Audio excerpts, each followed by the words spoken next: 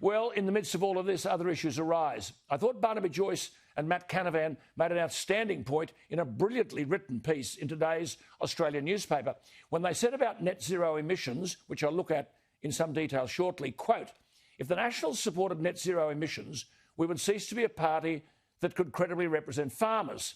They wrote, in our areas, the tyre shop relies on farmers doing well. There's a greater proportion of blue-collar jobs, more reliant on cheap power to be internationally competitive. They wrote, in our areas, any money that flows out in additional costs for new climate regulations cannot flow into the local shops. But this is the guts of it. What about this? Quote, the work-from-home laptop class has done pretty well during COVID. In our areas, not many people work on laptops. They work often in insecure jobs, on farms, in mines, in factories and at shops. The climate discussion in the kitchen is vastly more intense when you're running out of magnets to put the bills on the fridge. What a line. Isn't that magnificent writing? Running out of magnets to put the bills on the fridge. Well, let's go to Adam Creighton to see how we do pay for those bills. Adam, thank you for your time. You continue to write in language the battle understands. Brilliant work. What's your thought as to how the bills will be paid when JobKeeper ends in 6 weeks' time? Yeah, look, certainly there's more than 500,000 businesses in Australia that are still receiving JobKeeper payments, and they in turn employ about 1.6 million workers. So certainly for all those businesses and individuals, there will be some concerns about paying the bills when 28th of March comes and that payment ends. So I think of all the groups in Australia who at the moment would be concerned about paying the bills, it would be those. And just in terms of the labour market, we must always also remember that 1.6 million people are still receiving JobSeeker. So although we've had some great news recently on the headline unemployment rate, which fell to 6.6% and is doing far better than most people expected, the fact is there's still basically 3.2 million people in Australia who are either on JobSeeker or JobKeeper, and so significant uncertainties for them. Well made. Look, I note today too, mid-sized super funds say they were the hardest hit with the $36 billion COVID-linked early super release scheme. Now, for some funds, more than 10% of their assets flew out the door. But, Adam, if people had to withdraw $36 billion from their super to stay afloat, how many Australians are quietly sailing close to the breeze?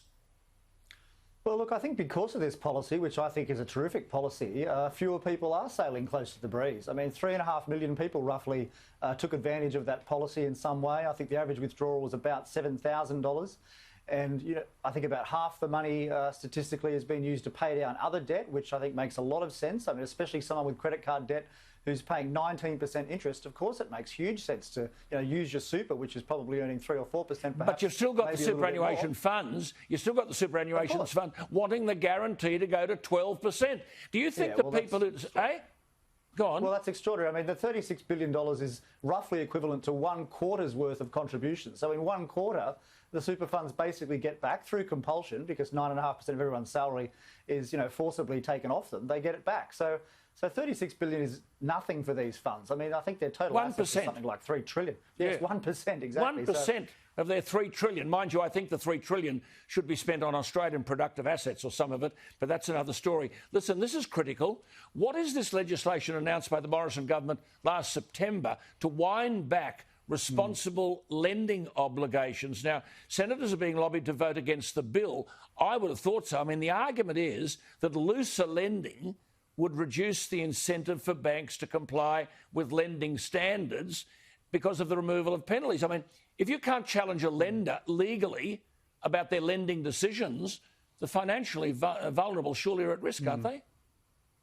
Yes, look, on this I'm in two minds. I have some sympathy, if you like, for the banks, that these rules, which have been around about 10 years, do create a lot of paperwork, and ultimately the cost of that through the extra staff and so forth, the extra box ticking, is passed on to borrowers ultimately through higher interest rates. But on the other hand, this was a recommendation of the Hayne Royal Commission that these laws should stay. That was an objective, impartial recommendation. And I suspect that with the returns of the major banks falling because there are more competitors, there are more fintech competitors, that their most profitable aspects of lending, and that's the personal lending where they charge the highest rates, and that's where these laws, I believe, could have the most impact, or at least a fair bit of impact. They want these taken off so they can lend more and they can. But surely charge higher the rates of increasing interest. loan numbers, Adam, the increasing loan numbers contradict the government's argument that the economy is crippled by a lack of credit. Well, Well, that's certainly true. I mean, in the month of November last year, there was 24 billion, I believe, or 25 billion of new home loans, just new home loans issued in 1 month, and that was up about 24% from the previous year. And look, I think that's just the beginning of a tsunami, frankly. We've seen interest rates cut to the lowest level ever by the end of last year. We don't have figures yet beyond November for December and January, so I'm sure they're going to be even larger. And look, these responsible lending laws too, it's worth making the point that the growth of overall credit in the time they've been in force has basically doubled, from about $1 trillion to $2 trillion if you just add up all the home lending of investors and owner-occupiers. So not too sure there's no shortage of credit. Not too sure there's a problem.